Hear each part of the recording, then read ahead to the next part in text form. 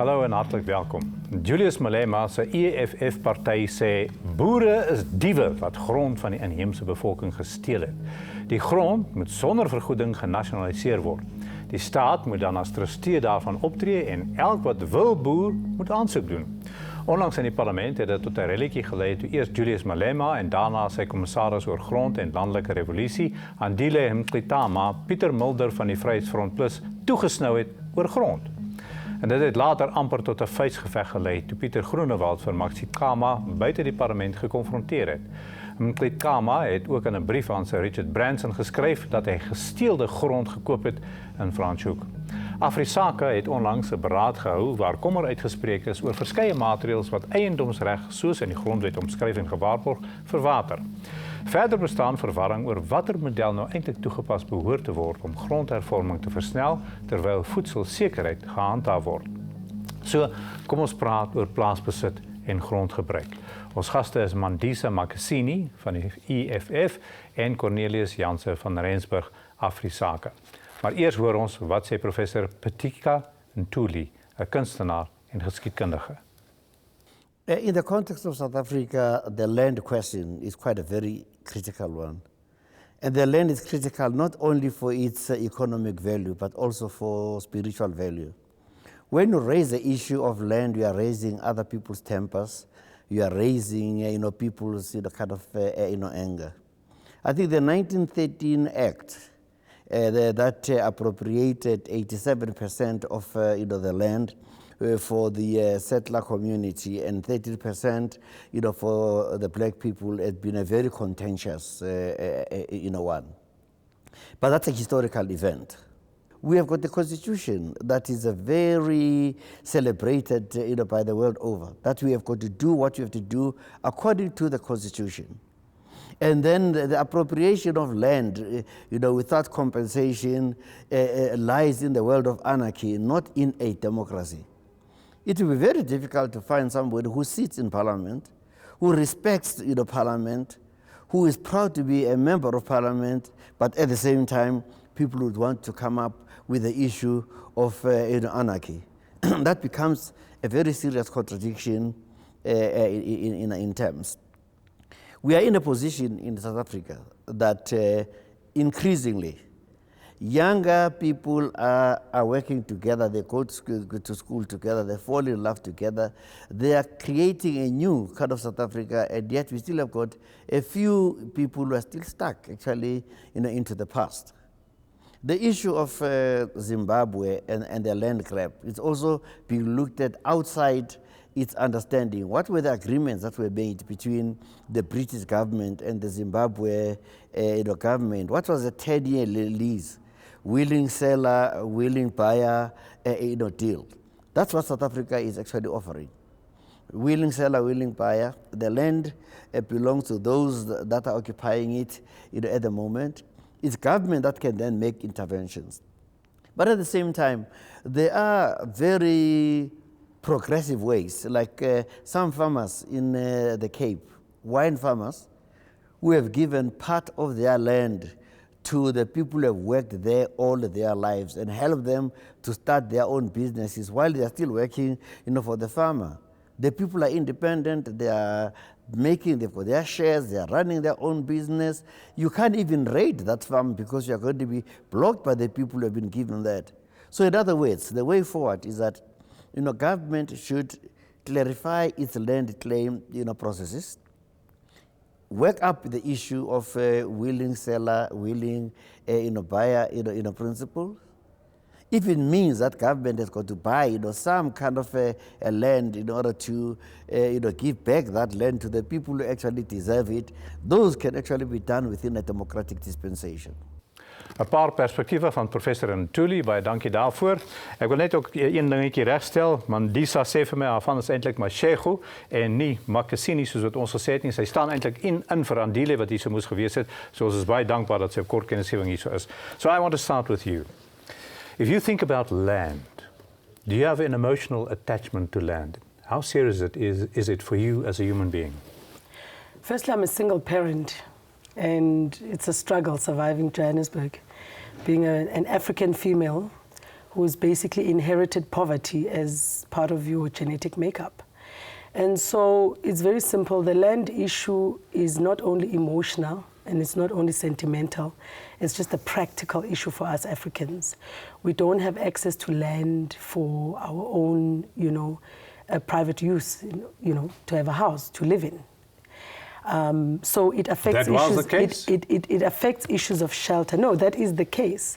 Africans don't basically have access to land to freely compete, even in the economy of South Africans in general, because land is very expensive. It's a private commodity, and it's sold in the commercial space. And so, for an average South African who earns 50% of workers in South Africa earn less than 3,500 rand a month.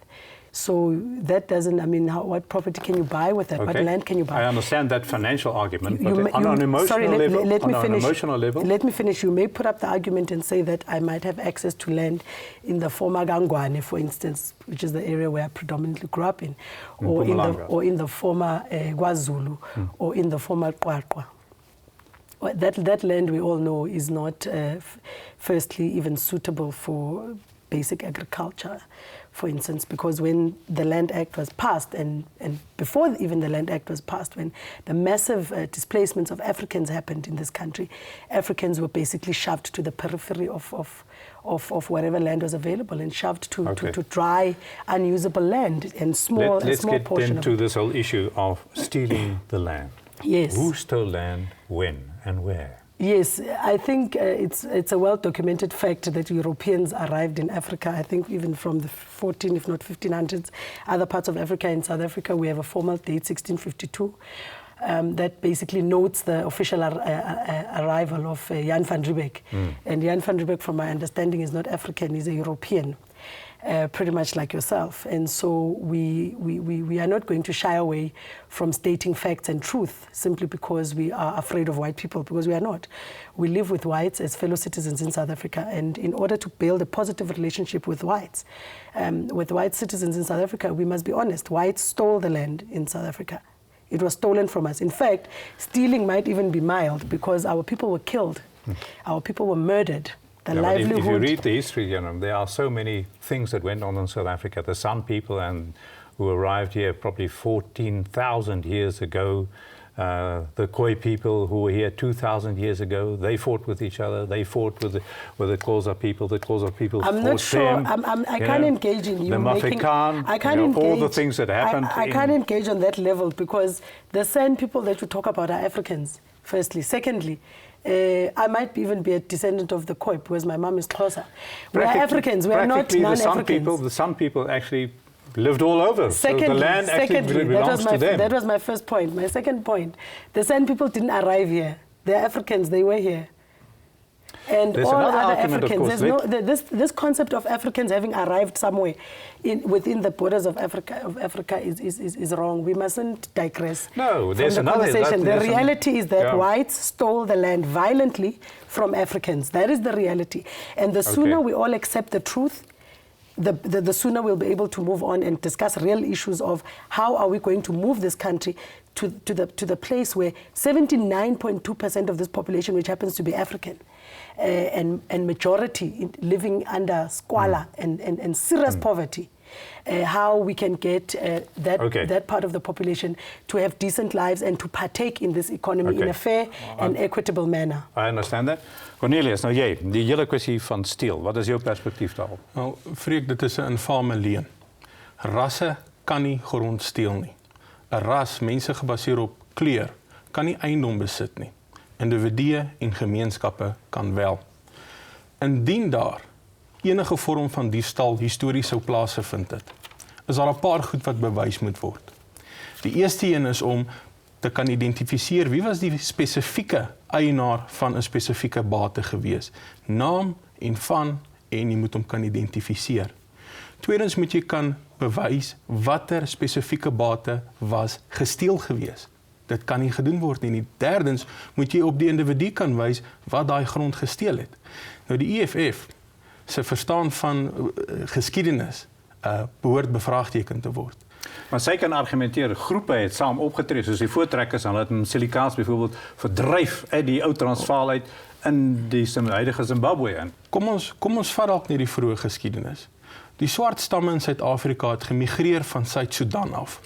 Hulle het oor die Limpopo gekom, wat 'n stuk water is, en Europeërs, Jan van Riebeeck, hulle het oor die see gekom, wat net dalk 'n groter stuk water is.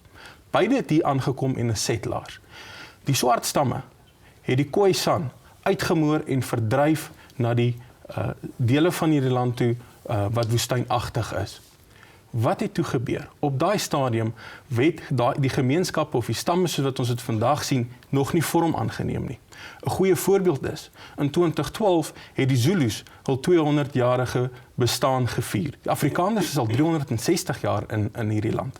Wat het gebeur tydens die groot trek?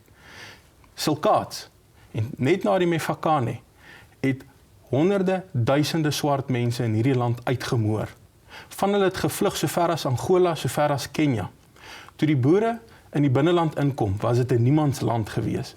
Maar die geskiedenis hier, en ek het die boek hier so oop staan, die mite van die leë land. Jy weet, so daar is eintlik verskillende perspektiewe ook oor hierdie saak, en hoe die geskiedenis sy loop gevat. Daar is beslis.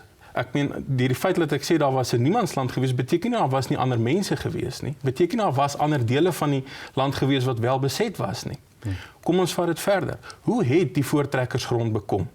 Nommer 1 het hulle met ruiltransaksies probeer grond koop van die stamme. En ek dink die geval van Piet Retief is waarskynlik die beste voorbeeld daarvan. Dit is goed opgeteken. Die tweede is deur dienste te gelewer het en saam te gewerk het met sekere van die swart stamme ten tye van byvoorbeeld oorloë, is grond ook toe aan die boere gegee. Noord-Natal, Stellenland en Gosen is goeie voorbeelde. Die reg van verowering het ook 'n bepaalde impak gehad. Terwyl Silkaats besig was om duisende Tswanas uit te moor in hierdie land, het die boere, die voortrekkers hulle gaan help. Die grond, veral in die ou Transvaal wat ingeneem was deur Silkaats beset gewees en is bekom deur die reg van verowering. Let's just talk about that principle, because that is a fundamental difference, it seems to me, is the right to occupy because you conquer. And that has happened throughout history, you know, with Alexander the Great, Genghis Khan, and you can talk about whoever you want to. That right, because you've conquered, is that something that can be accepted by yourself or not? We are not going to accept that. You know, the whole colonial history of Africa, you know, I don't, firstly, let me also just say that it's very disingenuous to invite us to a show and have a man speak a language I understand probably 10% of. But the little bit that I heard, I mean, the insult that is just thrown at people of Zulu origin, that they've just celebrated 200 years of their existence. I think even Shaka himself will come out of his grave and slap this man silly. So I'm not going to respond to that. And I'm not going to respond to some doctored European, you know, racist colonial talk about how Africa doesn't belong to Africans. I'm not going to engage in that. He can basically rant on that on his own. What I want to suggest to you now is, just hang on for one moment. It's clear that there's not going to be some kind of agreement between the two of you about history, and it's difficult for us now to go into the entire history. But I wasn't told that I'm coming here to agree on history. No, of course not. But what I want to suggest to you, to both of you, is let's just take a quick break now, and then we talk about what now. And then after the break, you must stop interrupting me and start interrupting your brother here. Of course I do that as well. You didn't interrupt him. I gave fair chance. He spoke freely. Hang on. There's no tyd vir handels nie, ons is nou weer terug.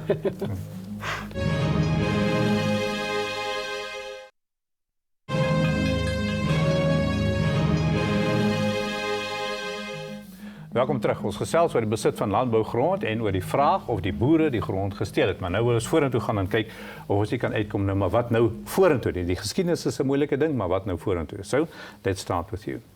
The first thing that you must do is, of course, is get past the Constitution. How are you going to do that? Well, essentially, the EFF not so long ago offered the ANC in Parliament its 6.2% share of the electoral spoils, and basically offered that to them, and obviously there was no response from the ANC desk to say that with their 62 or 63%, I'm not sure how much they have, they could then easily use the EFF 6.2% to attain two-thirds majority and basically take the land back, because our position as EFF, and as you know, we've got 6.2% in the National Assembly. We've got just over 10% in Gauteng. So we can't discuss, government policy from the EFF point of view because we are not essentially in government. So we're not in a privilege of implementing our policy. However, we are very clear. Clause 25, that's what it's about in the Constitution. Clause 25 of the Constitution, firstly, is also slightly misunderstood because Clause 25 talks about private property rights being guaranteed to each individual. But at the same time, I've just given you, when you asked me, soon after you've introduced me, I explained to you very briefly something which I need not explain to anyone, the poverty levels that us Africans face in this country. So if private property is going to be guaranteed, private property rights are going to be protected and guaranteed under the Constitution, under Section 25, where does that leave 79% of the population who cannot access fairly access private property because it's expensive? So what I'm saying is, it's very simple. The EFF's first pillar, we have 7 cardinal pillars that we ascribe to. And the first one talks about land expropriation without compensation for equal redistribution. And so that is our stand, and we're not going to move away from it. And so when we offered the ANC 6.2%, our 6.2% in Parliament, was to make it easy for them to do that, on the basis that we don't believe that it's even going to be feasible to buy back the land.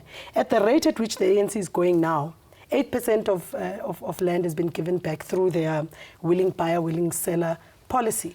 If they continue at this rate 20 years down the line, or rather it's less than 20 years since they implemented the policy, it's going to take them 100 years to give back to Africans 30% of the land. So it's a non-starter. Okay, I wanted to talk to you also about the whole issue of the proposals on the table. Yes. But let's get his reaction also. So die hele kwessie van die grondwet, en dit is moontlik, soos wat sy sê, dat dit verander kan word, né? Freek, die grondwet is nie die waarborg wat ons gedink het dit in 94 was nie. Ons moet dit vir mekaar duidelik sê. Die bestaande wetgewing wat voor die parlement is, wat deur die ANC daar gestel word, sien baie duidelik daarna uit om gewone landsburgers van hul eiendomsreg te vervreem. Nou, Suid-Afrika is groot genoeg vir almal wat kan en hard wil werk, blink toekoms vir hulle te kan bied, ook wat betref eiendomsreg en die bekom van eiendom. Nou, ons vroeër gesê, swart mense het nie toegang om eiendom te kan besit nie. Dis net nie so nie. Hulle kan landbank toe gaan, lenings teen baie gunstige koerse aangaan en so op die mark, vrye mark, goeie landbougrond bekom. Verder meer. Behalwe, as sy kan redeneer, as die R4,000 'n maand kry, hoe kan jy dit doen? Freek, dit is so. Weet jy, jou minimumloon. The land bank requires collateral. Please respect me. I respect you while you were talking. Me responding has got nothing to do with disrespect. The land bank requires collateral and some kind of surety, which comes in the form of either property or money. Africans don't have Freek, this is collateral the problem and with they the don't have EFF. They don't have any respect for anybody. They don't have respect for the history of this country. No respect for any Let's hear one. Respect has nothing to do with it. Hang on. Respect has nothing to do with it. You can't lecture me about respect. You can't lecture me about respect. It's got nothing to do with respect. Freek, sedert 1913 is die instelling wat eiendomsreg telkens skend, die staat as instelling. Eers onder die Britte, toe onder die Nasionale Party, nou onder die ANC. Dit is daai instelling wat moet regstel. Die staat is die enkel grootste besitter van grond in hierdie land. Hulle kan, as hulle kla dan nou oor grondpryse, laat hulle die miljoene hektaar wat in hulle besit is, in die open mark vrystel, so ver gaan, maak daai grond spesifiek dan beskikbaar vir swart landbouers wat wil ekonomies boer. Die tweede belangrike ding is, die HOP-huise en daai erwe waarop mense in informele nedersettings bly, dra dit oor, gee vir daai mense voltitelaktes, wat op die oomblik aan die gang is, die staat word net die groter eienaar van eiendom in hierdie land. Daai grond gaan nie oor na swart mense toe nie. Goed, kom ons hoor. There are various proposals on the table. Are none of those acceptable to you? The National Development Plan and the Minister and Quinty's new proposal of 50%. Must go to the workers. Yes, Frick, the minister's proposal, as you call it, is not a proposal.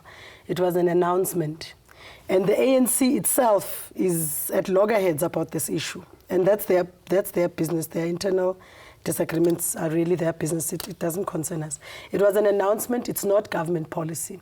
And from their arguments, it doesn't look like it will ever be government policy. But and you also reject EFF is not going to support an announcement of that kind because it doesn't even make sense. Okay. It doesn't even make sense. I mean, on what basis and what kind of formula was applied to come up with this 50% of Okay, he's saying farmland. The state is owning a lot of land, and the first thing is the state should actually use that land and give it to the people. Is that something that you would support? It's not true. It's not true that the state owns a lot of land. That's a very relative How do you statement. know that? It's not true. Where do you get your facts? 80% of this country's land is deemed to be agricultural land. And that 80% of that land is owned by 40,000 individuals, white families. It's not so. 40,000 out of what's 80% of 50 million? Close to 40 million Africans who are basically landless. Let me give you a very practical example because I really don't want to engage this gentleman on my right on some of the of his sentiments. The issues are we are sitting right now in South Africa with evictions. Where I live, it's Ward 114 under Johannesburg region. The whole of last week I was basically preoccupied with evictions by the state of people living in Zandspruit informal settlement, as well as others who live in Honeydew. But let's try it comes back to the land issue. Yes, we'll confine it to agriculture, but it comes back to the land issue. So all those people who have been evicted and who are being evicted right from the Western Cape across the country are being evicted are Africans. Why are they being evicted? Well, we'll come back to agriculture. Yeah, but why are they being evicted? Running. I at least want to understand. All right. If you say the state must take the land, all the land, who will get the land on what basis? The land will be redistributed according to the policies of the EFF once EFF is in government. You must understand that according to EFF, we've got an industrialization policy. And we're a socialist organization. We're not a capitalist organization, so I'm not going to respond to your guests' comments about how we should operate in the free market economy and go to banks and look for money. So the EFF is not part of that agenda at all. How will you distribute the land? We distribute the land according to needs. Firstly, there's residential needs. Like I was trying to explain to you, that in Zandspruit, people are displaced, Africans and South Africans, if I might actually add predominantly. They have nowhere else to go. Must they dig holes in the ground and live there? And agricultural land? Agriculturally. This country currently employs about 700,000 people, right? And I'm including everybody in the agricultural sector. And that 700,000 could be millions if the land was actually productively used and if land wasn't put in the commercial space, because Africans can't compete on that basis. And so just one quick needs, question. There's industrial needs, there's residential needs. The whole issue of food security, is that important? Of course that's important. The fact that 60% of South Africa's consumable goods, including food, is actually I mean, it comes from other countries. And South Africa prides itself, even the farming community in South Africa prides itself about how much they produce. Where's that produce? Because of this very same free market economy concept, farmers in South Africa actually produce and prioritize an export market for profits. Okay. At the expense of food security. Wat dink jy is die belangrikste ding wat jy nou kan doen? Die heel belangrikste ding wat ek, jy en elke ander Suid-Afrikaner kan doen, is om in burgerlike instellings betrokke te raak. Die EFF beloof geweld en moord met die beleid wat hulle uiteindelik propageer hierso. Ons kan nie dit toelaat. Yes, I think that's something we can kyk mooi even na die propaganda wat hierdie mense maak. Daar's baie mense van welwillendheid in hierdie land. Die EFF wil van jou en my 'n knegg maak in hierdie land. En ons as vry landsburgers kan dit nie toelaat nie. Ons mag dit nie toelaat nie. Equal redistribution. That includes white South Africans. Mandisa, is it true what he's saying? Is that it's very difficult for us on a human level to find each other? No, that's very untrue. Maybe for him as an individual, because he thinks in a very narrow way. But I think most whites in fact, we've got a lot of white members, Afrikaanse I might add, in the EFF who actually agree with our socialist policies, who agree with land redistribution and without compensation. Okay. Thank you very much. Thank you very much for coming over to the studio at very short notice. En baie dankie vir jou. Ek weet dit is 'n warm debat en ons het nie eens naby die werklike kwessies uitgekom nie. Maar baie dankie. Thank you very much. Thank you. En dankie vir die saamkyk en stuur asseblief kommentaar en voorstelle na Robinson by kyknet.co.za. Of skakel ons by 011 544 1136. Geniet die week, als van die beste. Totsiens.